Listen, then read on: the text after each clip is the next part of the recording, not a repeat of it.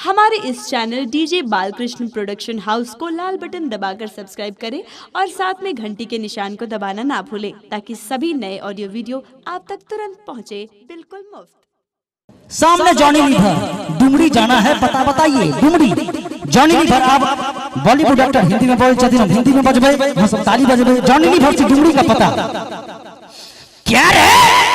तेरे को डुमरी जाना है, एक काम करना, सामने जाना, 3 बस मिलेगी, पहले में जाना नहीं, दूसरे में ढुकने नहीं, तीसरे में ढुक जाना। सामने जाओगे ना 3 स्टॉपेज है, पहले पे उतरने नहीं, दूसरे पे उतरने नहीं, तीसरे पे कूद जाना।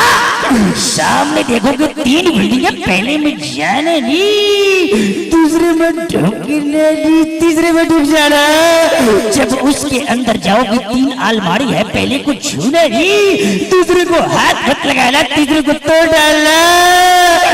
जब तीसरा अलमारी तोड़ोगे ना, उसके अंदर 3 तस्वीर है, तीनों मेरे बाप की है, मैं उसका कसम खा के कहता हूं, मेरे को डुमरी का पता नहीं मालूम।